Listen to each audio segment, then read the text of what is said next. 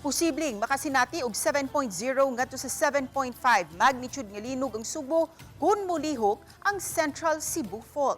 Kun unsa kini atong sayran sa report ni Luan Merondina.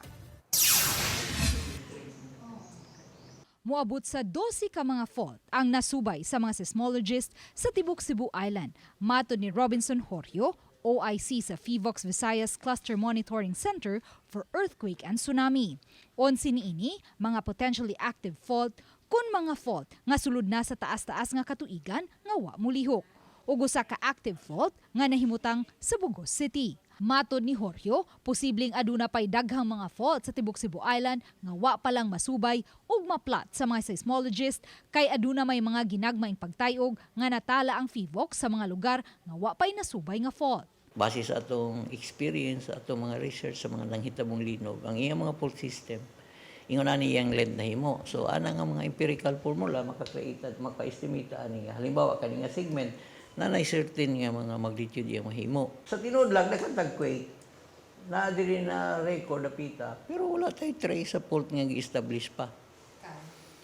Kay wa pa man ta maabot diha, patak-abot diha sa gamay ra man ato mga fault mapper good. So, sa Bugos City, aduna paghihapoy mga aftershocks nga natala ang FIVOX apan pulos na lang hinuon kini hinay.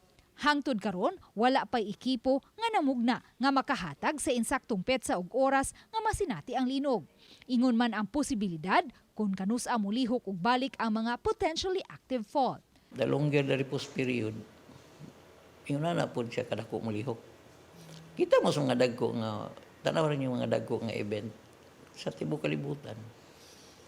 Japan, Sumatra, mana ba? Mayon sila, tagpila ka century ni umulihok. Pila ka century ni umulihok.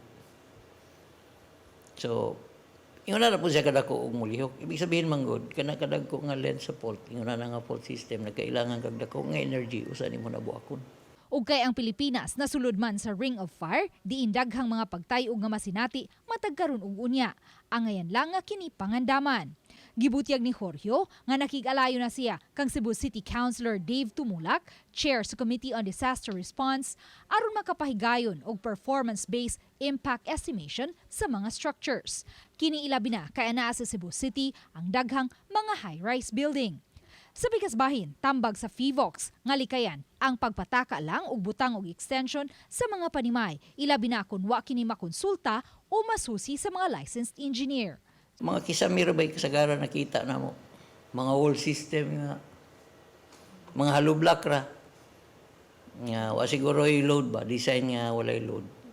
Non-bearing wall. Sila walay load na mga wall. Nakita na to ngayon, ani siya daghang mga cracks, damages. Uban ni Marlon Malgazo, Luan Merondina, Balitang Bisdak.